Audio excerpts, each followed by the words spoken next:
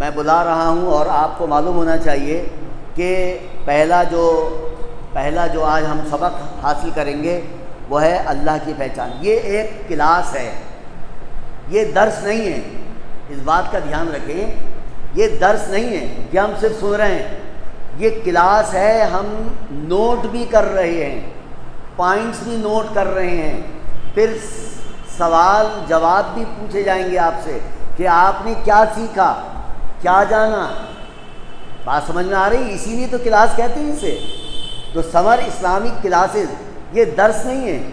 آپ نے درس میں بیٹھے ہوں گے، آپ جو قاری یا جو مولانا، جو مفتی، جو بھی آپ کے سامنے درس دیتے ہیں تو آپ سنتے ہیں، وہ درس دیتے ہیں، لیکن یہ کلاس ہے، آپ سے بیچ بیچ میں بھی پوچھا جا سکتا ہے، کوئی چیز سمجھ میں نہیں آ رہی بیچ بیچ میں پوچھا جا سکتا ہے، اور آپ اپنے پاس نوٹ کر لیں گے۔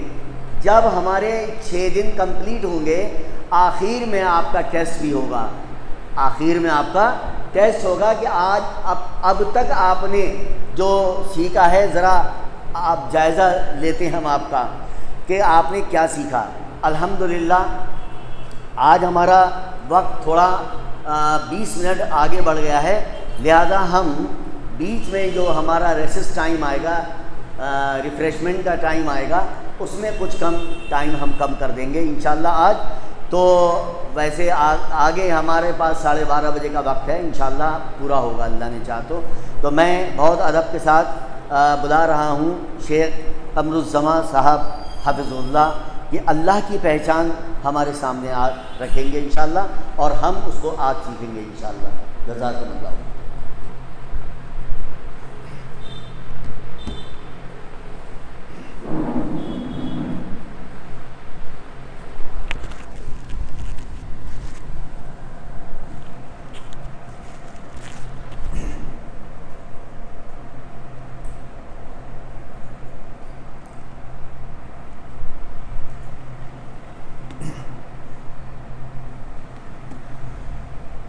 السلام علیکم ورحمۃ اللہ وبرکاتہ۔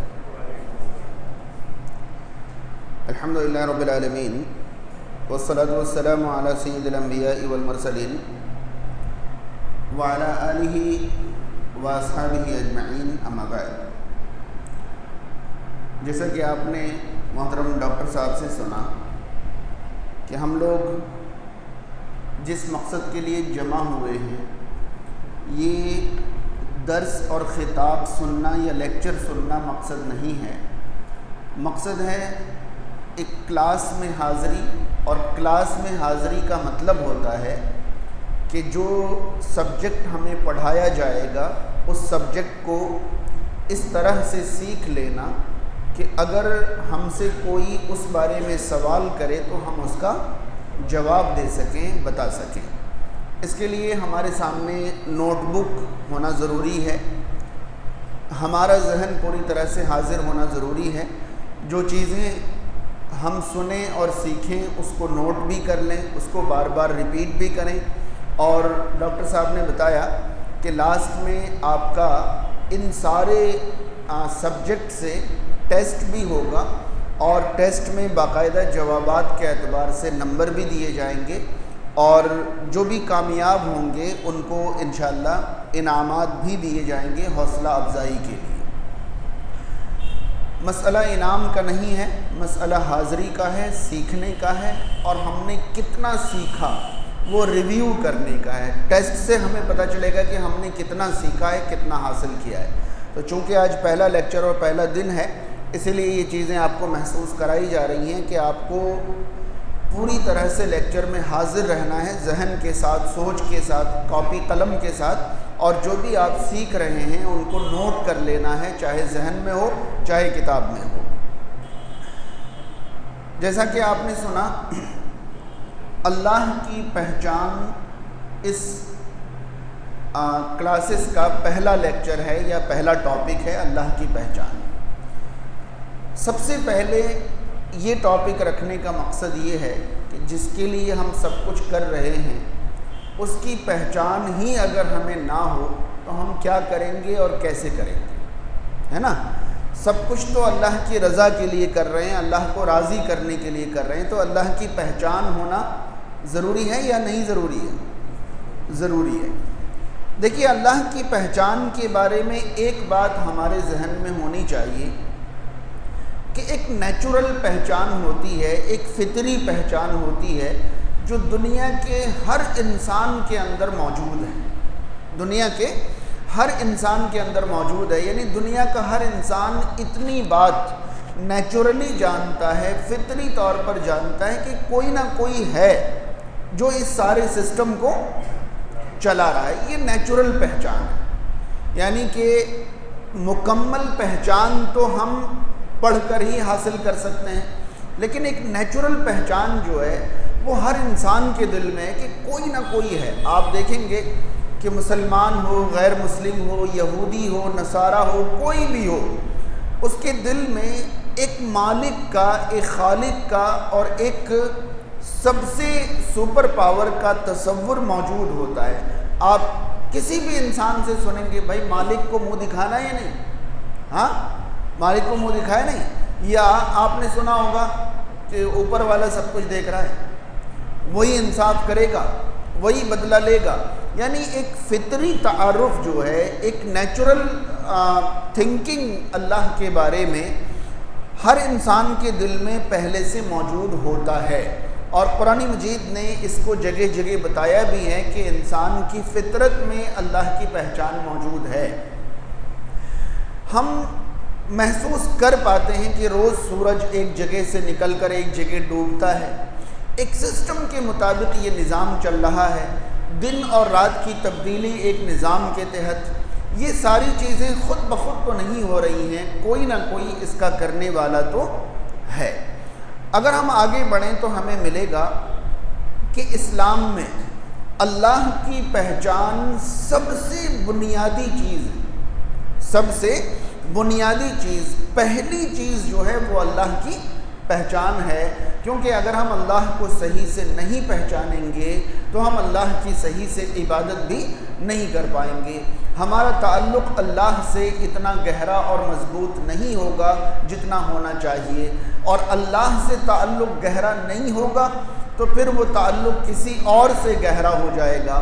اسی لیے آپ پائیں گے کہ جو اللہ کو جتنا پہچانتے ہیں وہ اللہ سے اتنی ہی محبت کرتے ہیں، اللہ کی اتنی ہی عبادت کرتے ہیں، اللہ سے اتنا ہی قریب ہوتے ہیں۔ قرآن مجید میں بار بار اللہ تعالیٰ نے اللہ کی پہچان حاصل کرنے کا حکم دیا ہے۔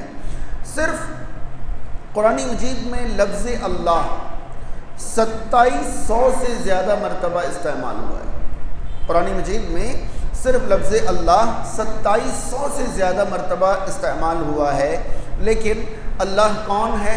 آسان لفظوں میں کہہ سکتے ہیں کہ اللہ اس ذات کا نام ہے جو ہمیشہ سے ہے، ہمیشہ سے رہے گا، تمام قسم کی تعریفوں کا وہ اکیلا حقدار ہے۔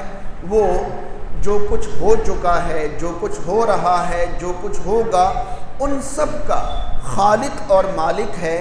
وہی اکیلا معبود ہے جس نے ساری مخلوقات کو پیدا کیا، اس کے سوا کوئی معبود نہیں، کوئی خالق نہیں۔ وہ ایک ہے، وہ اکیلا ہے، بے نیاز ہے، جس کو کسی کی ضرورت نہیں، سب اس کے محتاج ہیں، اس کی کوئی مثال نہیں، اس کی کوئی تشبیہ نہیں، اس جیسا کوئی نہیں، نہ اس کی بیوی ہے، نہ اس کی اولاد ہے، نہ اس کا کوئی شریک اور ساجی ہے، وہ یکتا اور بے مثال ہے۔ یہ اللہ تعالیٰ کی ایک بریف پہچان ہے، ایک مختصر پہچان ہے۔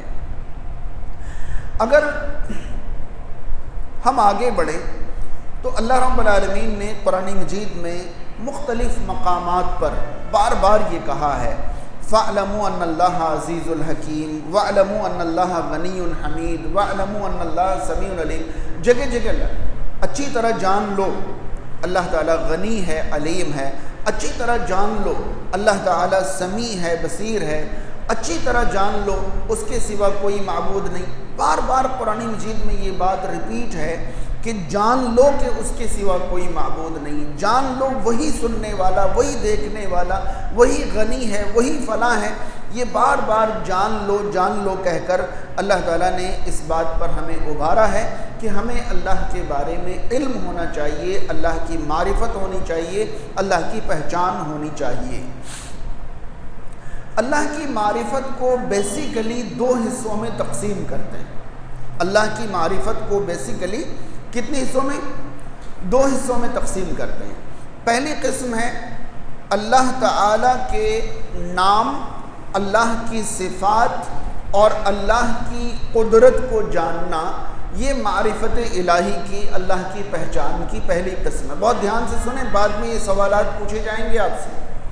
اللہ کی پہچان کو دو حصوں میں تقسیم کریں۔ پہلی قسم جو ہے اللہ کے نام، اللہ کی صفات یعنی خوبیاں، اور اللہ کی قدرت یعنی جو کچھ اللہ کر رہا ہے، ان سب کو جاننا اللہ کی پہچان کی پہلی قسم ہے۔ اور اسی بات کا ہمیں حکم دیا گیا، اسی بات کا ہمیں حکم دیا گیا کہ ہم اللہ کے نام اور صفات کو جانیں، اللہ کے افعال یعنی اللہ کی قدرت اور کاریگری کو جانیں۔ یہی حکم ہمیں ہے اور یہی پہچان ہم سے مطلوب ہے، ہم سے یہی مطالبہ کیا گیا ہے کہ آپ اس کو جانیں اور سمجھیں۔ اور دوسری قسم ہے اللہ کی ذات کی حقیقت کو، اللہ کی ذات کی حقیقت کو۔ یہ ناممکن ہے، یہ ناممکن ہے کہ ہم اللہ کی ذات کی حقیقت جان لیں کہ اللہ کیسا دکھتا ہے، اللہ کتنا بڑا ہے، اللہ تعالیٰ کس طرح کا ہے۔ یہ اللہ کی ذات کی حقیقت ہے، یہ نہ ہی ہم سے مطلوب ہے، نہ ہی ہمارے لیے ممکن، نہ ہی ہمارے لیے ممکن ہے۔ اب دیکھیں قرآن مجید میں اللہ تعالیٰ نے اللہ کے ناموں کا ذکر فرمایا، اللہ کے صفات کا ذکر فرمایا، اور اللہ کے افعال کا، اللہ کی قدرت کا، جو اللہ تعالیٰ کر رہا ہے اور جو اللہ تعالیٰ کرے گا اس کا ذکر فرمایا۔ ہمیں پہچان اسی کی حاصل کرنی ہے۔ بار بار سن لیں، اسماء کی، صفات کی، افعال کی، اللہ کے نام کی، اللہ کے صفات کی، اللہ کے افعال کی معرفت حاصل کرنا ہمارے ذمے ہے، ہم سے مطلوب ہے، ہم سے چاہا گیا ہے۔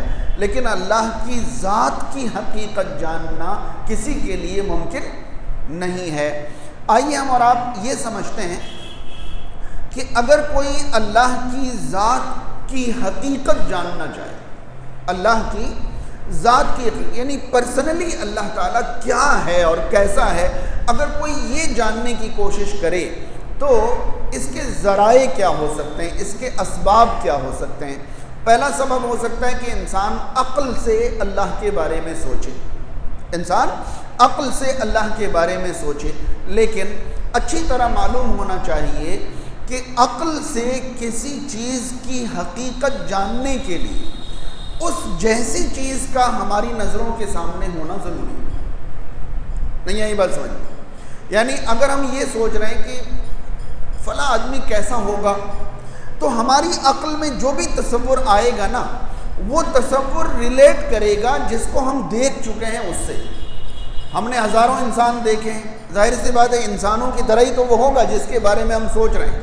جبکہ اللہ تعالیٰ نے قرآن مجید میں یہ فرمایا ہے لیس کمثلہ شیء، اس کے مثل اور اس کی طرح کوئی چیز نہیں ہے۔ یہاں عقل جو ہے کام کرنا بند کر دیتی ہے۔ یعنی ہم اللہ کو عقل سے پہچاننا چاہیں، اللہ کی ذات کو، اللہ کی ذات کو، اللہ کی پرسنالٹی کو اگر ہم عقل سے پہچاننا چاہیں تو ہماری عقل ناکام رہے گی، کیونکہ اس کا کوئی اگزامپل نہیں، اس کی کوئی مثال نہیں جس کے ذریعے سے، جس کو بنیاد بنا کر ہم اللہ کی ذات کو پہچاننے کی کوشش کریں۔ کوئی مثال ہے ہی نہیں، لہذا عقل سے ہم اللہ کی ذات کو نہیں پہچان سکتے۔ اگلی چیز ہے سینس، اگلی چیز ہے سینس، حواس کے ذریعے۔ حواس کا مطلب ہم جانتے ہیں دیکھنا، سننا، سونگھنا، یہ ساری چیزیں حواس ہیں، سینسز ہیں۔ اگر کوئی انسان سینس کے ذریعے اللہ کی ذات کو پانا چاہے، حاصل کرنا چاہے، تو قرآن کہتا ہے لا تدرکہ الابصار، نگاہیں اس کا ادراک نہیں کر سکتی، یعنی ہمارے سینسز میں یہ طاقت ہی نہیں ہے کہ ہم اللہ کا ادراک کر سکیں، لہذا یہ سورس بھی، یہ ذریعہ بھی ناکافی ہے اللہ کی ذات کو سمجھنے کے لیے۔ تیسرا ذریعہ ہو سکتا ہے علم، جو نالج ہے، جو ہمارا علم ہے، اس کے ذریعے ہم اللہ کی ذات کو پہچان سکیں۔ تو اللہ تعالیٰ نے فرمایا وَلَا يُحِيطُونَ بِهِ عِلْمًا، کوئی علم اس کا احاطہ نہیں کر سکتے، یعنی کسی کے پاس یہ علم ہی نہیں ہے کہ وہ اللہ کا احاطہ کر سکے، اللہ کو تصور کر سکے۔ اور اس کے علاوہ جو بھی سورسز ہو سکتے ہیں، جو بھی ذرائع ہو سکتے ہیں، ان میں سے کوئی بھی ذریعہ اللہ رب العالمین کی ذات کی حقیقت کو جاننے کے لیے کافی نہیں ہے۔ تو بہت اچھی طرح سن لیں کہ اللہ کی ذات کو جاننا نہ ہی ہم سے مطالبہ کیا گیا، نہ ہی ہمارے لیے ممکن ہے۔ ہم اللہ کی ذات کی حقیقت کو نہیں جان سکتے، ہم اللہ کا نام، اللہ کی صفات اور اللہ کے افعال کو جان سکتے ہیں۔ اللہ کا نام ہم جان سکتے ہیں، اللہ کی صفات جو اللہ کی خوبیاں ہیں، وہ سننے والا ہے، وہ دیکھنے والا ہے، وہ رزق دینے والا ہے، وہ زندگی دینے والا ہے، وہ موت دینے والا ہے، یہ صفات ہیں اللہ کی۔ تو ہم اللہ کے نام اور صفات کو جان سکتے ہیں، اور اللہ تعالیٰ نے ہی ساری چیزیں پیدا کی، دن اور رات کی تبدیلی وہی کرتا ہے، سورج چاند کا مالک وہی ہے، ان سب چیزوں کا نظام وہی چلاتا ہے۔ یہ اللہ کے افعال، یہ اللہ کے افعال ہے جو اللہ کرتا ہے۔ تو ہمارے ذمے اللہ کا نام، اللہ کی صفات، اللہ کے افعال کا علم حاصل کرنا ہے، جاننا ہے۔ اللہ کی ذات کو جاننا ہمارے لیے ممکن نہیں ہے، اور اس کی کوشش بھی ہم سے مطلوب نہیں ہے۔ اللہ تعالیٰ کی معرفت، یاد رہے اللہ کی معرفت، اللہ کی پہچان سے مراد اللہ کی ذات کی پہچان نہیں، اللہ کے نام، صفات اور افعال کی پہچان۔ ہم اللہ کے نام، صفات اور افعال کی پہچان کیسے حاصل کر سکتے ہیں؟ کیسے حاصل کر سکتے ہیں؟ تو قرآن مجید کی روشنی میں اس کے 3 اسباب ہیں۔ دیکھیے بہت ڈیپ ٹاپک ہے، بہت اچھی طرح ذہن حاضر رکھیں، لیکن بہت کارآمد، بہت مفید ٹاپک ہے۔ یہیں سے آپ اللہ کی پہچان حاصل کر پائیں گے، اور نوجوان نسل کو اللہ کی پہچان کا ہونا بہت زیادہ ضروری ہے، اس لیے کہ آپ کے ذمے مستقبل ہے۔ پوری قوم کو مستقبل کا راستہ دکھانا آپ کی ذمہ داری ہے۔ تو جب آپ راستے پر نہیں ہوں گے تو دوسروں کو راستہ کیسے دکھائیں گے؟ تو آپ کے لیے اللہ کی پہچان ہونا، اپنی زندگی کی بنیاد کو جاننا آپ کے لیے بہت ضروری ہے۔ تو پہلی چیز ہم نے یہ سمجھ لیا کہ اللہ کی ذات کی حقیقت کو تو ہم جان ہی نہیں سکتے، پہچان ہی نہیں سکتے، اسے تو رہنے دیں، وہ ہمارا ٹاپک ہی نہیں ہے۔ ہمارا ٹاپک ہے اللہ کی صفات، اللہ کے افعال، اللہ کی قدرت کو جاننے پہچاننے کے کتنے طریقے ہو سکتے ہیں۔ قرآن مجید کی روشنی میں اللہ کی معرفت، اللہ کی پہچان کے 3 اسباب ہیں۔ کتنے؟ 3 اسباب ہیں۔ پہلی چیز جو ہے اور پہلا سبب جو ہے وہ ہے اللہ تعالیٰ کی ایسی آیتوں پر غور و فکر کرنا جو کونی ہیں۔ میں آسان لفظوں میں سمجھاتا ہوں۔ اللہ تعالیٰ نے جو کیا ہے، اللہ تعالیٰ نے جو کیا ہے، ان پر غور و فکر کرنے سے ہمیں اللہ کی معرفت حاصل ہوتی ہے۔ قرآن مجید میں اللہ رب العالمین نے جگہ جگہ اس طرح کی چیزوں کے بارے میں بیان فرمایا۔ مثلا اللہ تعالیٰ نے سب سے پہلے ہمارے وجود کو اپنے لیے دلیل بنایا ہے۔ ہمارے وجود کو اپنے لیے دلیل بنایا۔ ہمارے وجود کو کیسے؟ دیکھیں کہ انسان کی تخلیق کا ایک پروسیجر ہے، انسان کی تخلیق کا ایک پروسیجر ہے، اور اس پروسیجر کو فالو کرنا ہمارے اختیار میں نہیں ہے، بلکہ آٹومیٹیکلی ہم اس پروسیجر کے تابع ہیں، لازماً ہمارے اوپر وہ پروسیجر لاگو ہوتا ہے۔ کوئی تو ہوگا، کوئی تو ہوگا۔ جیسے آپ غور کریں، ایک آدمی جب پیدا ہوا تو وہ آدمی تھا یا بچہ تھا؟ بچہ تھا۔ دنیا کے سارے لوگ جب پیدا ہوئے تو آدمی تھے یا بچے تھے؟ بچے تھے، ٹھیک ہے؟ اب ایک بچے کو آپ تصور کریں، غور کریں کہ ایک بچہ ہے، جب بھی وہ کچھ کرنے جاتا ہے تو ماں باپ کہتے ہیں ابھی چھوٹے ہو رہنے دو، ابھی چھوٹے ہو رہنے دو. تو اس کا دل کیا چاہتا ہے کہ یہ کب تک چھوٹے پن کا تانا ملتا رہے گا مجھے، یہ اس بیڑی سے نکل کر بڑا کب ہو جاؤں گا میں، جب مجھے یہ نہیں سننے کو ملے کہ تو بچہ ہے ابھی نہیں کر پائے گا. لگتا ہے بچوں کو یا نہیں؟ یہ دنیا کے ایک بچے کا نہیں، سارے بچوں کا پرابلم ہے کہ جب بھی وہ بچپن میں ہوتا ہے تو اس کو بڑے یہی کہتے ہیں کہ ابھی تو چھوٹا ہے ابھی رہنے دے، اور اس کا دل چاہتا ہے کہ میں اس لعنت سے باہر نکل جاؤں، لیکن آج تک کوئی نکل پایا؟ ایک فکس پروسیجر ہے، اسی کے تحت بچہ بڑھتا ہے.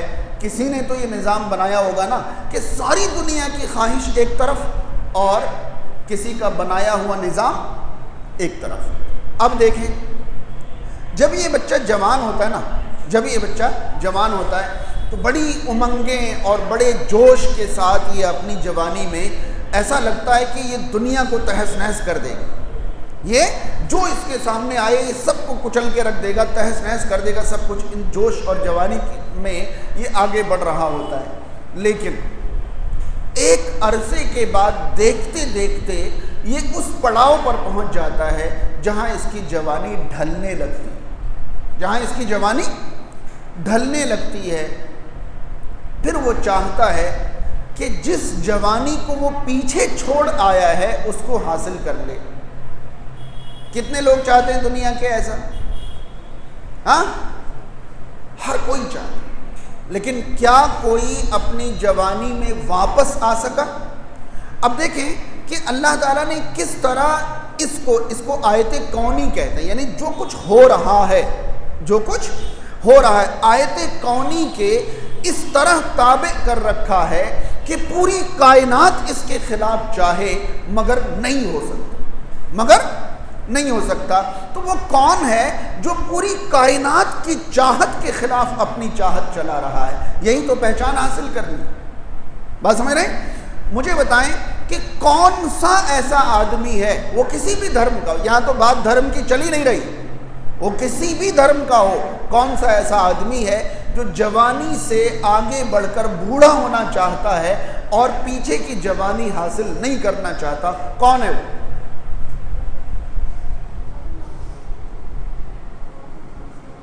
جی نہیں آپ سمجھ نہیں پائے.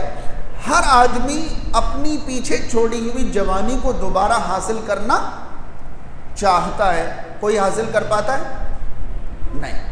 تو چاہت ہر آدمی کی الگ ہے اور کونی نظام اللہ تعالیٰ کا الگ ہے. اب ہو کیا رہا ہے، چاہت یا نظام؟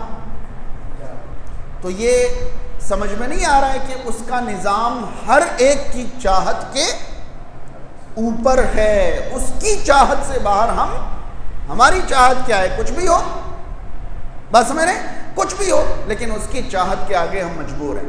یہ آیت کونی کی پہلی مثال تھی کہ انسان اپنے وجود پر غور. قرآن مجید میں سینکڑوں آیتیں ایسی ہیں جس میں اللہ تعالیٰ نے فرمایا کہ تم اپنے آپ پر غور کرو، تم اپنے آپ پر غور. ایک قطرہ تھا جو ماں کے حمل میں ڈالا گیا، کچھ دن قطرہ رہا، خون کا لوتھڑا بنا، گوشت کا ٹکڑا بنا، اس کی شکل بنی کبھی مکمل کبھی نامکمل. پھر ایک مدت تک ہم نے اس کو سیف رکھا، پھر معمولی سا بچہ پیدا کیا، پھر اسے دھیرے دھیرے بڑھایا، پھر اسے جوان کیا، طاقتور بنایا، پھر اس کی طاقت کم کرنا شروع کی.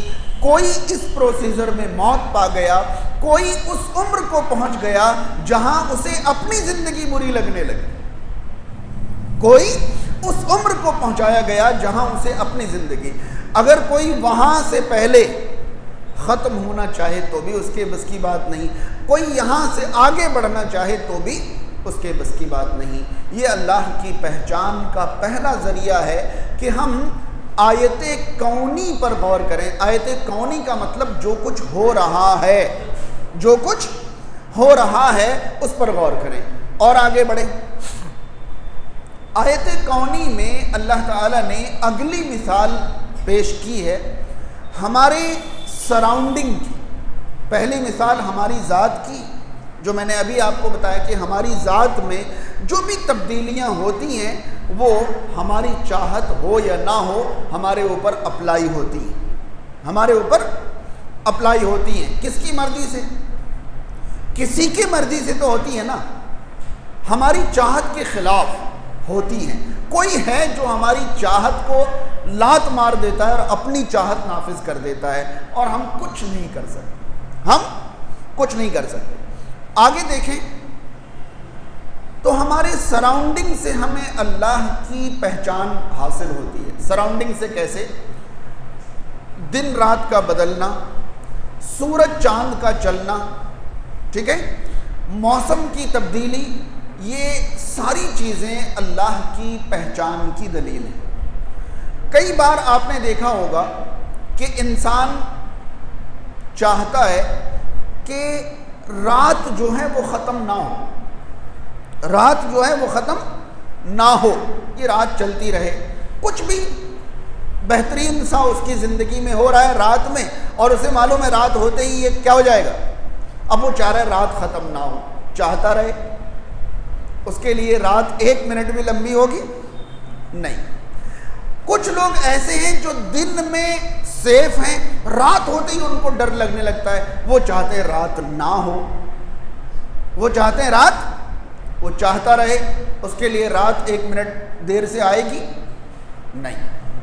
بات سمجھ رہے ہیں؟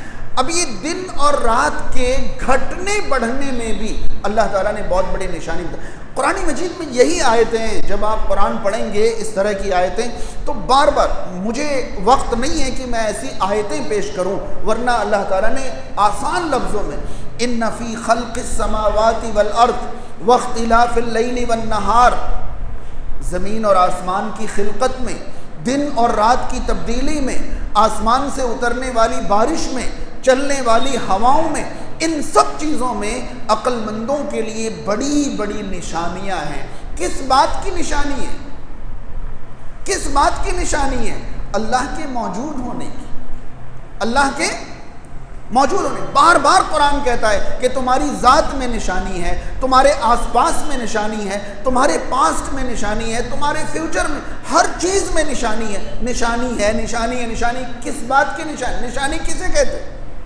انڈیکیشنز کو کہتے ہیں نا، اور انڈیکیشنز کسی طرف پہنچاتی ہیں، منزل تک پہنچاتی ہیں۔ تو یہ ساری چیزوں میں جو نشانیاں ہیں، یہ نشانیاں کیا ہیں؟ یہ ایرو ہیں، منزل تک پہنچانے کی نشانیاں۔ ان میں منزل کیا ہے؟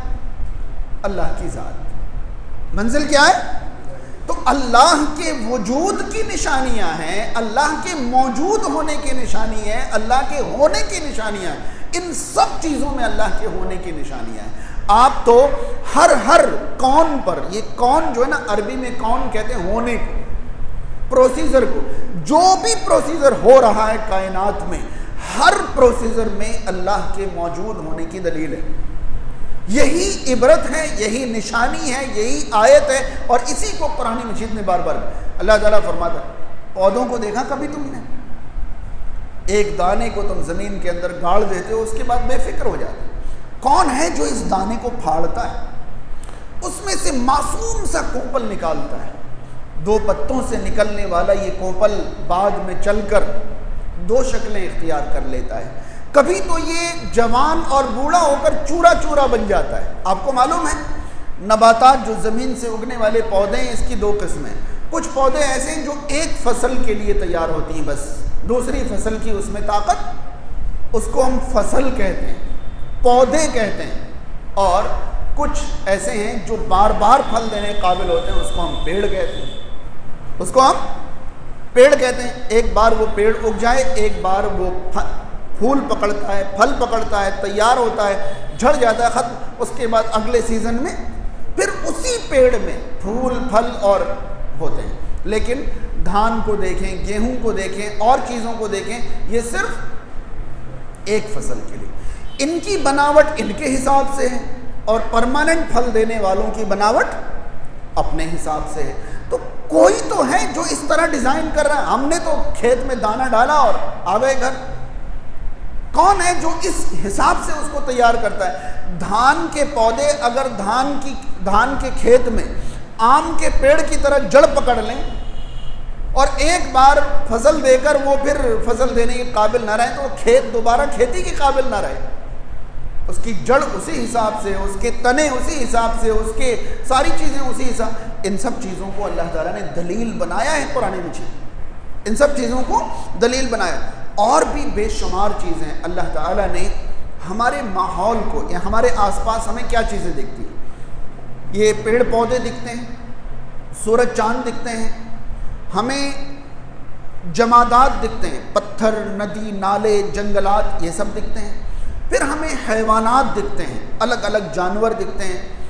اگر اس ٹاپک پر کوئی کھڑا ہو جائے، بولنے لگے، سالوں سال بولتا رہے گا، اللہ کی پہچان کی نشانیاں ختم نہیں ہوں. اور قرآن مجید میں ہر طرف اشارہ ہے. پہاڑوں کے بارے میں اللہ تعالیٰ نے فرمایا تمہیں نہیں معلوم یہ پہاڑ کس طرح زمین میں گاڑے گئے ہیں. صرف اس گاڑے گئے ہیں پر غور کیا تو پتہ چلا کہ پہاڑ جتنا ہمیں اوپر دکھتا ہے اس سے کہیں زیادہ زمین کے اندر گڑا ہوا ہے، دھسا ہوا ہے. آپ کو حیرانی ہوگی کہ پلین میں آپ کھودیں تو آپ کو 50-60 فٹ میں پانی ملے گا، پہاڑ کو آپ کھودیں تو 10-20 فٹ میں پانی مل جاتا ہے. بلکہ اتنا پانی ہے کہ خود بخود جھرنے بہ رہے ہیں، خود بخود بہ رہے ہیں. کچھ پہاڑ الگ قسم کے، کچھ پہاڑ الگ قسم کے. ان سب میں نشانیاں ہیں. کس بات کی نشانی؟ اللہ کے موجود ہونے کی نشانی ہے، اللہ کے وجود کی نشانی ہے، اللہ کے ہونے کی نشانی ہے. ان سب چیزوں میں ندی نالوں کو اللہ نے مثال بنایا. قرآن مجید میں مشہور صورت ہے، جمعہ کے دن پڑھی جاتی ہے، افلا ينظرون الى الابل کیف خلقت. تم نے دیکھا نہیں اونٹ کو کس طرح پیدا کیا گیا؟ اللہ تعالیٰ فرماتا ہے غور کرو، اونٹ میں بھی اللہ کے موجود ہونے کی نشانی نظر آئے گی تمہیں. ہاں، افلا ينظرون الى الابل کیف خلقت. اونٹ کو دیکھو ہم نے کیسے پیدا کیا ہے. اللہ تعالیٰ نے قرآن مجید میں یہاں تک فرمایا کہ ہم نے جانوروں کے پیٹ میں خون اور گوبر کے بیچ میں سے خالص دودھ نکال کر تمہیں پلایا. تم نے غور کیا؟ بات سمجھ میں آ رہی ہے؟ جانور سے جو دودھ نکلتا ہے وہ خون اور گوبر کے بیچ میں سے خالصاً، وہ خالص ہوتا ہے، پیور ہوتا ہے. کس بات سے پیور ہوتا ہے؟ نہ اس میں گوبر کی بدبو، نہ اس میں خون کی ملاوٹ. خالص سائغ للشاربین، پینے والوں کے لیے یہ بڑا سرل ہوتا ہے کہ پیو، آرام سے ہضم ہو جاتا ہے. تو آپ بتائیں کہ خون اور گوبر کے بیچ میں سے اس طرح دودھ نکال کر دینا کسی کے موجود ہونے کی دلیل تو ہے. تو میں نے بتایا کہ اللہ کی معرفت حاصل کرنے کا پہلا ذریعہ جو ہے اللہ کے کونی آیات پر غور کرنا. یاد رہے کونی آیات پر میں کئی مہینے بولتا رہوں بات ختم نہیں ہوگی. اتنی چیزیں قرآن مجید میں موجود ہیں، اتنے اشارے موجود ہیں. صرف میں آپ کو یہ بتانا چاہوں کہ موسم ہو یا دن رات ہو یا صبح شام ہو یا مہینے سال ہو، ان میں سے کوئی بھی چیز ہماری چاہت کے مطابق نہیں ہے، بلکہ مجبوراً ہمیں ان کے مطابق ایڈجسٹ ہونا پڑتا ہے. آئی بات سمجھ میں؟ ایک آدمی جنوری میں کڑاکے کی ٹھنڈ میں یہ کہے کہ اللہ کی مرضی ہوگی ٹھنڈی کی، میں تو ایسے اکڑ کے چلوں گا، وہ اکڑا ہوا ہی رہ جائے گا، وہ اکڑا ہوا ہی رہ جائے گا. اس کو اللہ کی مرضی کے مطابق خود کو ایڈجسٹ کرنا پڑے گا. اسے اپنے آپ کو گرم رکھنے کا انتظام کرنا پڑے گا. یہ نہیں کہ اللہ کے بنائے ہوئے موسم کو اپنے حساب سے ڈھال لے کہ میں آج چاہتا ہوں کہ مجھے ٹھنڈ نہ لگے، بس آپ چاہیں اور آپ کو ٹھنڈ نہیں لگے گی. ایسا نہیں ہو سکتا. وہ چاہتا ہے ٹھنڈ لگے تو لگے گی، بات سمجھ رہے ہیں؟ اور وہ چاہتا ہے گرمی لگے، وہ چاہتا ہے گرمی لگے. موسم کو اس نے گرم کر دیا. اب آپ اس کے حساب سے انتظام کریں گے، اپنے حساب سے آپ موسم کو تبدیل نہیں کر سکتے. دن کو رات میں نہیں بدل سکتے، رات کو دن میں نہیں بدل سکتے. معلوم ہے اللہ تعالیٰ جو کر رہا ہے اس میں کا اتنا سا حصہ ہم کرنا چاہیں تو ہماری ہوا نکل جاتی ہے. ابھی کالے کالے بادل چھائیں، ٹھنڈی ہوا چلے، پورے علاقے کو اللہ تعالیٰ ٹھنڈا کر دیتا ہے. ہم ایک روم کو ٹھنڈا کرنا چاہیں تو ہماری گرمی نکل جاتی ہے. سمجھ رہے ہیں؟ ہم ایک صرف روم کو ٹھنڈا کرنا چاہیں تو ہم حالت خراب ہو جاتی ہے ہماری. تو یہ اللہ تعالیٰ کے کونی نظام پر غور کرنے سے رب تعالیٰ کے موجود ہونے کا ہمیں راستہ ملتا ہے. اور اسی کو قرآن نے جگہ جگہ کیا کہا ہے؟ نشانیاں کہا ہے. ان فی ذالک لآیات، یقیناً ان میں نشانیاں ہیں.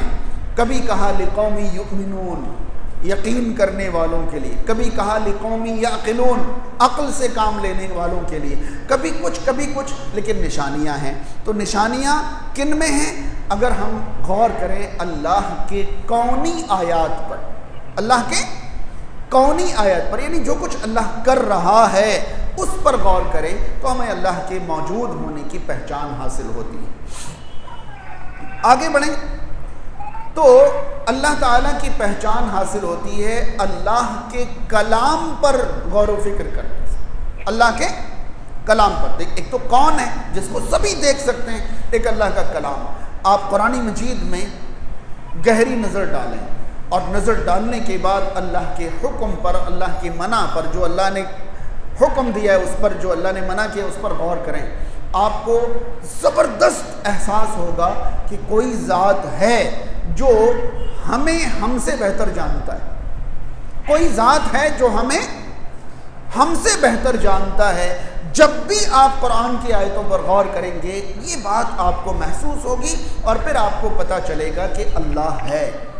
اللہ ہے، کوئی ذات ہے جو ہمیں ہم سے بہتر جانتا ہے. ہم اپنے آپ کو اتنی اچھی طرح نہیں جانتے جتنی اچھی طرح کون ہمیں جانتا ہے؟ اللہ تعالیٰ جانتا ہے. آپ کو معلوم ہے پوری دنیا کی سائنس مل کر یہ بات ثابت نہیں کر سکتی کہ جو چیز مفید ہے اسلام نے اس کو حرام قرار دیا ہے، اور پوری دنیا کی سائنس مل کر یہ ثابت نہیں کر سکتی کہ جو چیز نقصان دہ ہے اسلام نے اس کو الاؤڈ کر رکھا ہے. نہیں سمجھے؟ ہر نقصان کی چیزیں اسلام میں کیا ہیں؟ حرام ہیں، اور فائدے کی چیزیں اسلام میں حلال. اور مکس چیزیں جن میں نقصان زیادہ ہے فائدہ کم ہے اسلام نے ان کو بھی حرام کر دیا. اسلام نے ان کو بھی حرام کر دیا ہے. آپ دیکھیں کہ ایک چیز ہے اور ایک سسٹم ہے، دونوں کی مثال اللہ نے دی ہے. یسألونک عن الخمر والمیسر، لوگ آپ سے شراب اور جوا کے بارے میں پوچھتے ہیں. شراب ایک چیز ہے اور جوا ایک پروسیجر ہے. وہ چیز نہیں ہے بلکہ وہ ایک گیم ہے، ایک پروسیجر ہے. ٹھیک ہے؟ تو اللہ تعالیٰ نے فرمایا یسألونک عن الخمر والمیسر، لوگ آپ سے شراب کے بارے میں، جوئے کے بارے میں پوچھتے ہیں. آپ انہیں کہہ دیجئے قل اثمہما کبیر و منافع للناس، آپ لوگوں سے کہہ دیجئے ان دونوں چیزوں میں نقصان بڑا ہے، تھوڑے سے فائدے بھی ہیں.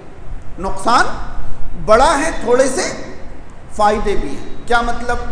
کہ اگر کوئی شراب کی خوبی بیان کرنے نکلے تو چونکہ یہ پیور فروٹ سے بنائے جاتے ہیں، سورسز صحیح ہوتے ہیں، لہذا اس میں فائدے وہ بتا سکتا ہے کہ اس کے یہ فائدے، اس کے یہ فائدے، اس کے یہ فائدے، لیکن اس کے نقصان فائدے سے بڑا ہے. اب جوئے کے بارے میں کوئی کہے کہ فلاں نے 1 کروڑ جیت لیا، فلاں نے 2 کروڑ جیت لیا، فلاں 1 لاکھ، فلاں 2 لاکھ جیت لیا، تھوڑے سے فائدے. جس نے جیتا وہ کس میں ہے؟ فائدے میں ہے. لیکن ہارنے والے زیادہ ہوتے ہیں یا جیتنے والے؟ ہارنے والے زیادہ ہوتے ہیں یا جیتنے والے؟ دیکھیے جوا کسی بھی قسم کا ہو کائنات میں فائدے میں آرگنائز کرنے والا ہی رہے گا، یہ یقین ہے. فائدے میں آرگنائز کرنے والا. ایک ایگزامپل دوں بہت چھوٹا سا. وہ اس طرح 10 روپے کی لاٹری ملتی ہے، دیکھا ہوگا گاڑی میں لاٹری کے ٹکٹ بیچنے کے لیے نکل جاتے ہیں اور بیچ میں بائک یا کار سجا کے گھومتے ہیں کہ جو ٹاپ کرے گا اس کو کیا ملے گا؟ بائک. اب ہر آدمی یہ سوچتا ہے 10 روپے کا ٹکٹ خرید لو، نہیں ملا کوئی بات نہیں، لیکن ملے گا تو 1 لاکھ روپے کی بائک مل جائے گی یا 5 لاکھ روپے کی کار مل جائے گی. اس کو یہ نہیں پتا کہ لاکھوں 10 روپے جمع کر کے یہ کسی ایک کو کار دے گا اور باقی سب کے روپے یہ اپنے پاس رکھ لے. بات سمجھ رہے ہیں؟ اب اس نے اس لالچ میں لاکھوں 10 روپے کے ٹکٹ بیچ لیے. جب اس کے پاس 1 کروڑ جمع ہو گئے تب اس نے ایک دن فائنل لکی ڈرا کیا اور کچھ نام نکالے اور 1 کروڑ جمع کر کے 10 لاکھ کے اس نے انعام بیچ دیے. جس کو انعام ملا وہ تو سمجھ رہا ہے کہ یار اس سے اچھا تو کوئی طریقہ ہی نہیں ہے فائدہ اٹھانے کا. لیکن جن لوگوں کے گئے ان کے اتنے شارٹ لیے جاتے ہیں, اتنے کم لیے جاتے ہیں, ان کو کوئی دکھ ہی نہیں ہوتا کہ 10 روپے گئے کیا ہو, کوئی بات نہیں.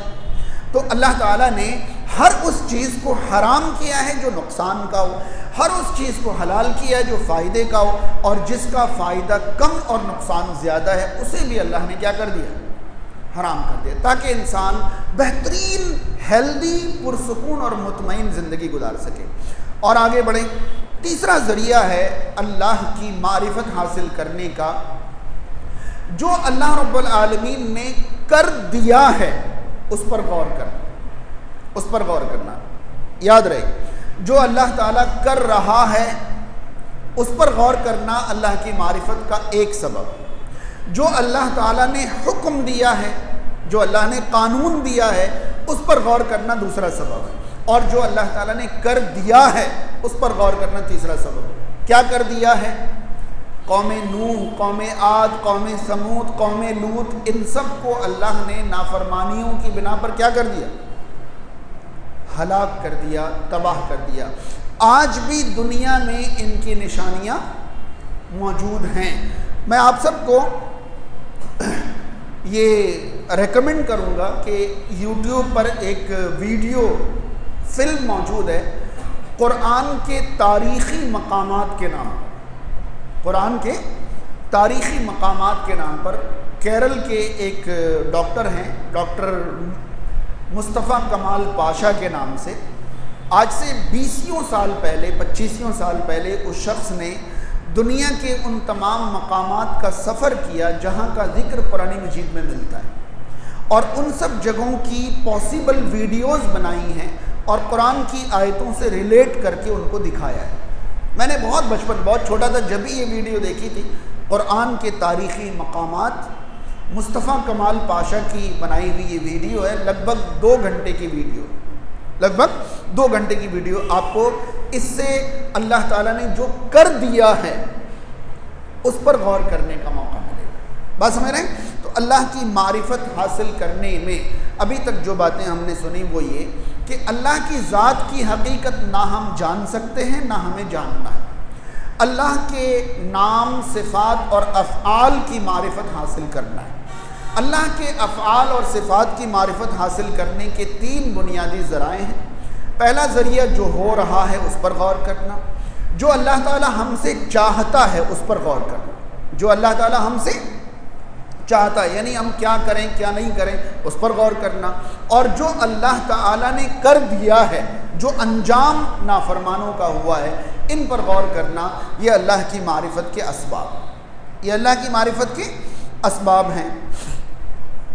اس کے بعد ہم آگے بڑھیں تو ہمیں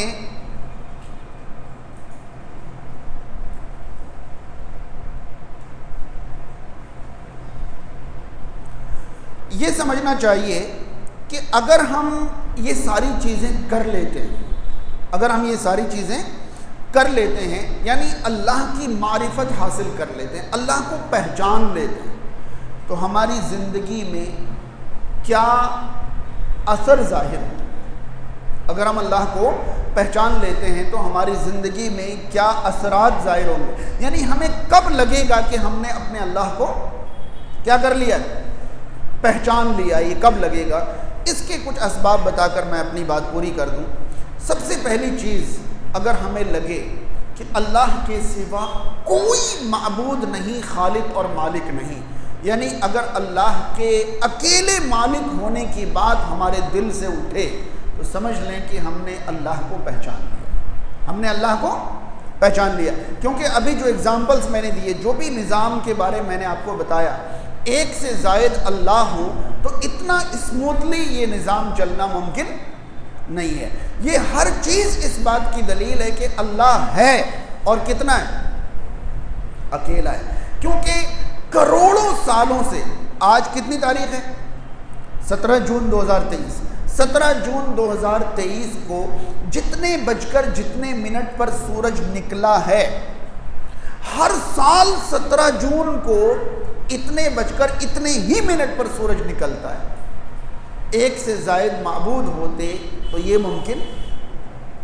آج جتنے بج کر جتنے منٹ پر سورج ڈوبے گا، ہر سال اتنی تاریخ کو اتنے بج کر اتنے منٹ پر ہی سورج ڈوبے گا، چاہے آپ 1000 سال پیچھے جا کے دیکھ لو یا 1000 سال آگے کا کیلنڈر بنا دو۔ یہ ہماری مسجدوں میں نماز کی ٹائم ٹیبل کے لیے کیلنڈر بنا ہوتا ہے۔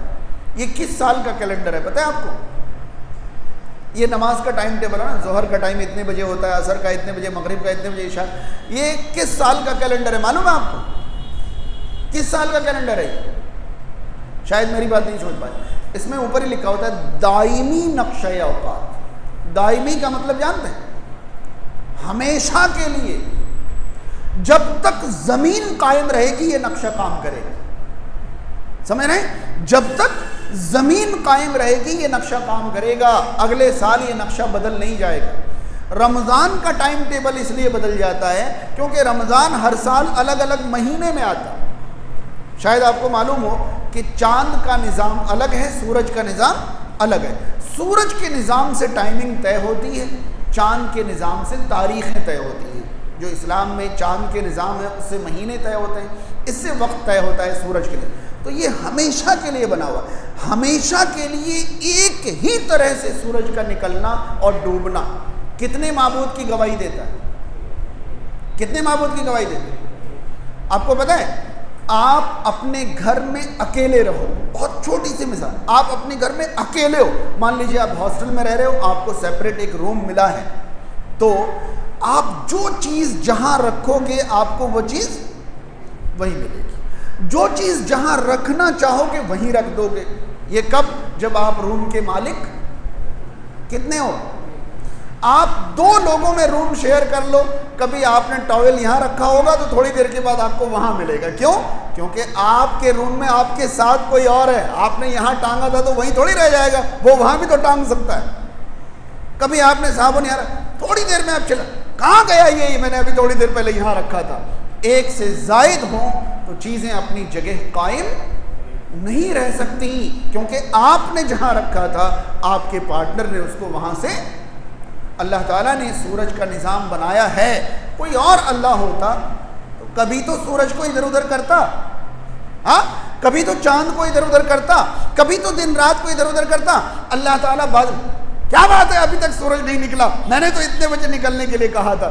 دوسرا کہتا کہ میں نے یہاں سے اٹھا کے وہاں رکھ دیا اس کو۔ شاید آپ کو یہ بھی معلوم ہو کہ سورج پورب سے نکلتا ہے، پچھم میں ڈوبتا ہے۔ یہ تو ایک بات ہے، اصل بات یہ ہے کہ سورج ہر دن ایک الگ پورب سے نکلتا ہے۔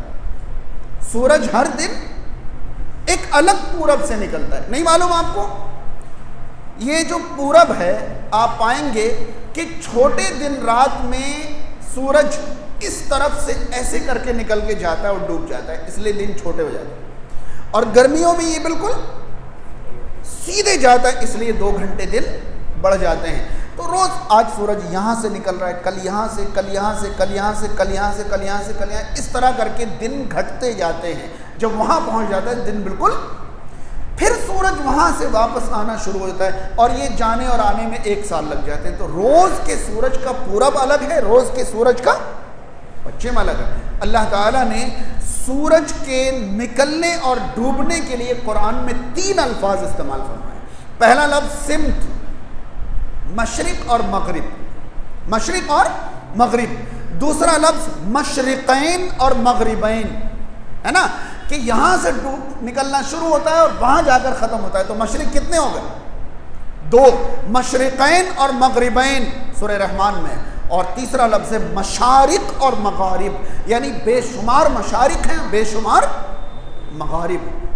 6 مہینے کے مشارق الگ ہیں، 6 مہینے کے مغارب الگ ہیں، 6 مہینے کے مشارق الگ ہیں، 6 مہینے کے مغارب الگ ہیں۔ یہ سب اللہ کے وجود ہے۔ تو اللہ کے وجود کی پہچان ہمیں حاصل ہو جائے تو پہلا اثر ہوتا ہے ہمارا دل توحید کی گواہی دیتا ہے کہ اللہ یہ پہلا اثر ہے۔ اگر ہم سمجھتے ہیں کہ یہ بھی اللہ ہے، یہ بھی اللہ ہے، یہ بھی اللہ ہے، یہ بھی کچھ کر دے گا، یہ بھی، اس کا مطلب ہم نے اللہ کو نہیں پہچانا۔ دوسرا جو اثر ظاہر ہوگا وہ ہوگا فرما برداری کا۔ اگر ہم اللہ کے فرما بردار ہیں، مطلب ہم نے اللہ کو، یعنی اتنا عظیم رب، ہم اس کو جانے بھی اور فرما برداری نہ کریں تو اس کا مطلب ہم جانتے ہی نہیں۔ اسی لیے آپ نے دیکھا ہوگا کہ جب بھی کسی کو اپنی طاقت کا احساس کرانا ہوتا ہے تو سب سے پہلے کیا کہتا ہے پتہ ہے؟ کیا کہتا ہے؟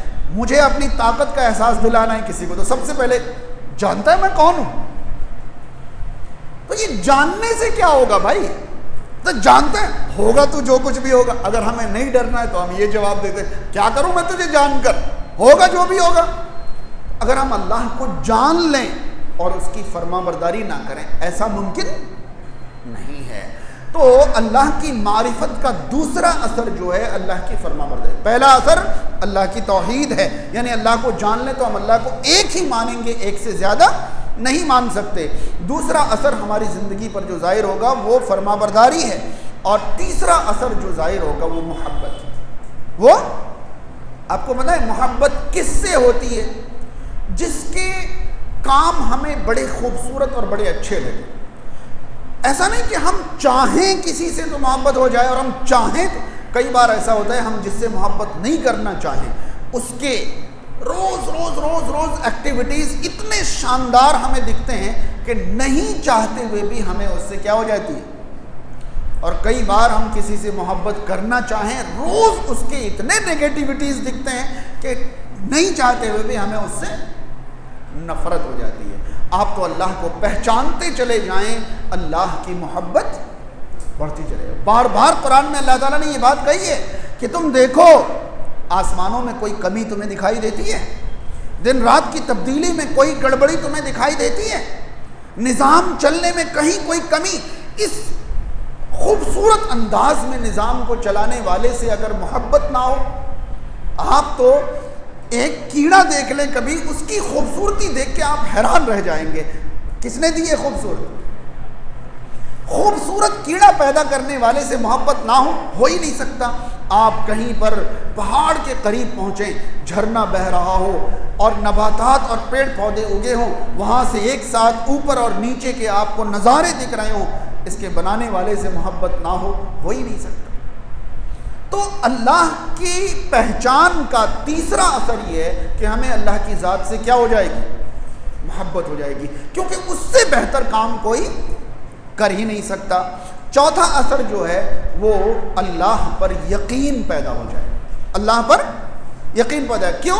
کیونکہ اللہ کے نظام سے اوپر کوئی ہے ہی نہیں، جب اس سے طاقتور کوئی ہے نہیں، اس کی مرضی کے اوپر کوئی ہے نہیں، تو اس پر یقین پیدا ہونا، آپ کو پتہ ہے یقین کس پر پیدا ہوتا ہے؟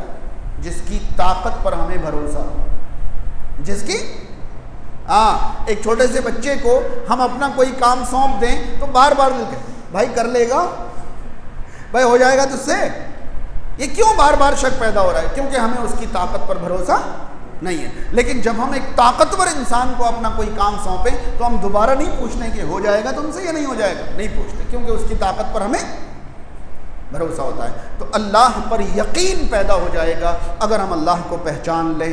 پھر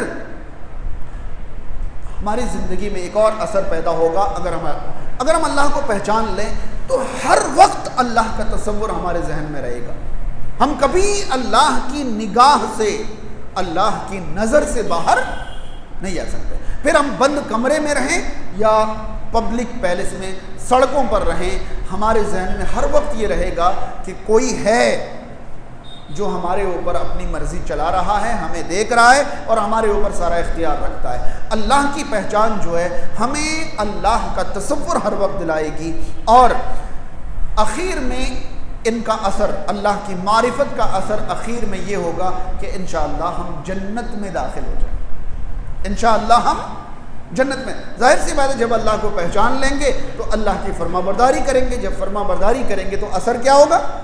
جنت میں داخل ہوں گے۔ یہ سارے اثرات ظاہر ہوں گے اگر ہم اللہ کو پہچان لیں۔ اللہ تعالیٰ سے دعا ہے اللہ تعالیٰ ہم تمام کو اللہ کی معرفت عطا فرمائے، اللہ کی پہچان عطا فرمائے اور اللہ کی مرضی پر زندگی گزارنے کی توفیق عطا کرے۔ السلام علیکم۔